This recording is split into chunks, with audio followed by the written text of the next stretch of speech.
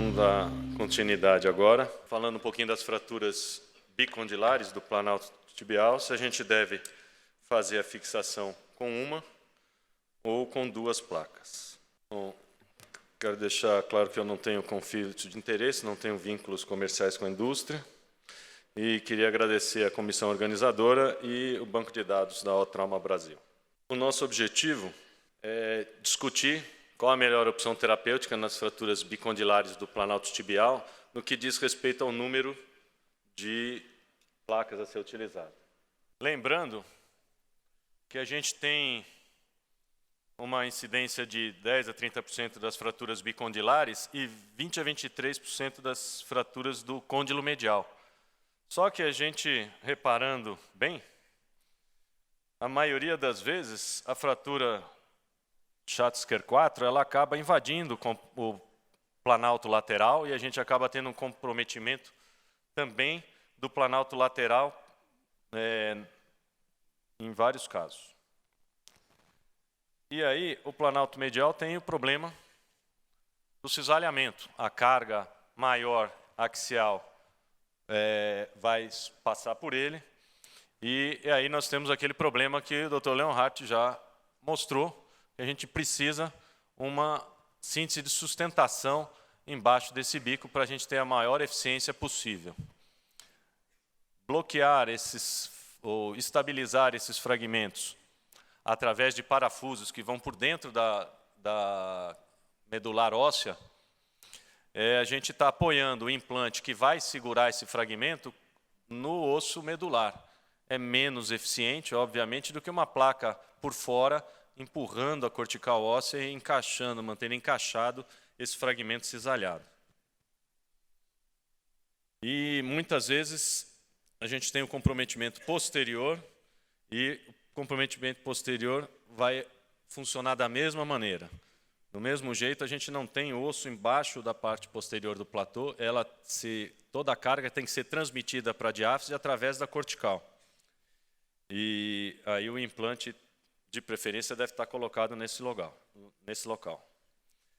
Como característica da lesão, a gente tem dois tipos de fratura, né? A mais simples, por um trauma de baixa ou moderada energia, com boas condições de partes moles e geralmente com um pouco de osteopenia. E as fraturas mais complexas, traumas de alta energia, politraumatizado, más condições de partes moles e várias outras lesões associadas. Então aqui a gente vê uma fratura com pouco desvio, bicondilar, e sem praticamente cominuição, que se presta até para fazer uma síntese percutânea, minimamente invasiva, né? Não é exatamente percutânea, é minimamente invasiva, apoiando a placa do lado daquele fragmento que estava cisalhado, o que era mais instável. E aí a fixação, com também a reinserção do colateral lateral. E vocês podem notar que o traço no platô lateral ele é mais horizontalizado, e a cabeça da fíbula ajuda para suportar. Então aqui cabe uma única placa, aqui no caso bloqueada, mas também dá para fazer com placas normais. Lembrando que se a gente colocar duas placas de posição ortogonal, uma em relação à outra, ou mesmo paralelas, uma lateral e uma medial, a gente vai ter a mesma situação da estabilidade angular. Cada placa sustenta um côndilo e a gente tem estabilidade angular da montagem como um todo. E aqui a gente tem implantes menores, mais delicados, incomodam menos e muito mais baratos. E resolve, provavelmente, até com uma estabilidade, nesse caso, um pouco maior do que na do outro. Mas provavelmente não mensurável. Aqui a maior diferença, com certeza, é o custo.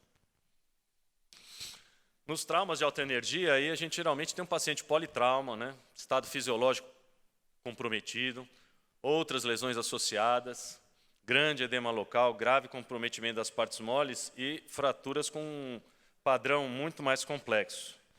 E aí, óbvio que o tratamento estagiado é o mais indicado.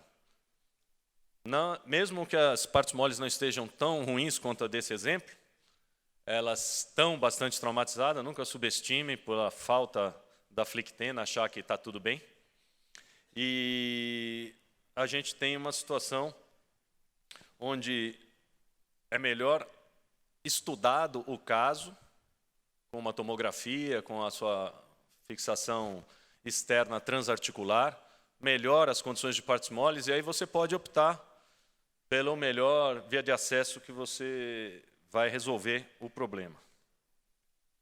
Então, essas de alta energia, a gente tem dois tipos também, né? Aquela clássica que a gente imagina, um fragmento medial cisalhado, outro lateral também, com ou sem afundamento. E o cisalhamento medial pode ser completo ou póstero-medial, como o Leonhardt já mostrou também, que vai definir nossa via de acesso. Cisalhamento posterior bicondilar é aquela fratura posterior, mas que compromete os dois côndilos e com afundamento posterolateral. Na tática cirúrgica, o que a gente deve fazer sempre é tentar, a cada etapa, simplificar o padrão da fratura. Então, a gente inicia pelo côndilo medial. Que se você for querer tratar com uma placa só, você não vai mexer, né? Não vai abrir nessa região. Então, ele tem que estar ou reduzido ou muito fácil de reduzir. Porque você, se estiver planejando uma placa só, você não vai ficar abordando esse lugar. E se você for abordar esse lugar inicialmente, você transforma a sua fratura do bicondilar em uma unicondilar. Vai ficando cada vez mais simples, cada etapa vai ficando mais fácil. Então, a gente começa pelo côndilo medial, fixa, estabiliza o côndilo medial. Ele tem, geralmente, cisalhamento simples e parâmetros mais objetivos de redução. E aí você vai para o lado lateral, que está mais cominutivo, e faz o que tiver que fazer, com mais tranquilidade. Então, aqui um caso que parece até ser unicondilar, mas que a gente nota alguma coisa na parte posterior do platô medial. E a tomografia mostra o traço posterior no côndilo medial e a reconstrução, um fragmento bem grande posteromedial. Esse caso é do Dr. Matheus Asa, então ele botou o paciente em decúbito ventral, acesso posteromedial, redução direta do fragmento cisalhado e a fixação com a placa anticisalhante. Aqui o acompanhamento radioscópico do procedimento, visualização da redução e fixação provisória e a colocação da placa suportando o fragmento. Depois disso, via de acesso de Frosch, paciente em decúbito lateral, dá uma boa abordagem aqui para o platô lateral e o controle por escopia da redução, passo a passo. A fixação, uma boa visualização do platô que a via de Frosch permite, e a fixação adequada da fratura. Aqui já com 6 semanas, 2 meses de pós-operatório, a mobilidade do paciente. Mesma coisa, outra opção, tudo posterior e os dois côndilos com fragmentos independentes, com cisalhamento e o lateral também com afundamento. Então foram colocadas também 2 placas, uma em cada fragmento de cisalhamento. E aqui, no caso, a gente optou por duplo acesso posterior, um posterolateral e um posteromedial.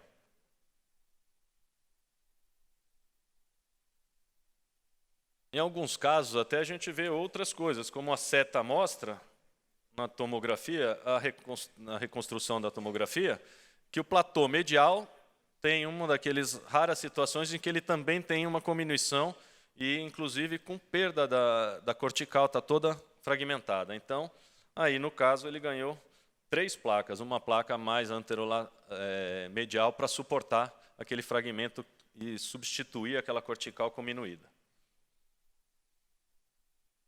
Quanto mais placa você estiver pensando em pôr, mais respeito às partes moles você tem que ter. Lembrar que múltiplos implantes e descolamentos extensos são um convite para desastres. Então tem que ser feito com muito cuidado, um bom planejamento. Aqui já os mais típicos, nesse caso acho que é do Dr. Fabrício. A placa anticisalhante medial e a síntese lateral. E com, aqui, 6 meses pós-operatório, o resultado adequado. Já nesse aqui, que é uma fratura mais ou menos parecida, resolvida por acesso anterior único, com placa bloqueada, parafuso canulado, mas notem que no fragmento posterior você tem um elemento de fixação, um parafuso pela medular, para apoiar um fragmento de cisalhamento que não está encostado. Pode ser até que ele dure, que isso não perca, mas a chance é maior. A gente não pode esquecer que a gente não é quadrúpede, né? Então, a gente está mais sujeito andando de muleta a cair, escorregar e tudo mais. E aí pode ter dificuldades como essa aí de infecção, pelo descolamento extenso. Lembrar que, eventualmente, com partes moles comprometidas, você pode usar o fixador externo para fixar o côndilo medial. Aqui foi fixado na emergência. A gente vê pela incisão da fasciotomia e a complementação medial. O problema é o pertúito permanente. E, em alguns casos, pode-se optar também pelos fixadores circulares. Então, concluindo, o tratamento na alta energia do bicondilar é estagiado. 1 ou 2 placas? 2 placas. Um bom planejamento. E quando? Sempre que for possível, que as partes moles permitirem, que o padrão de lesão de partes moles e o paciente permitir. Lembrar que existem alternativas quando a gente puder prever dificuldades para executar dessa maneira. Obrigado.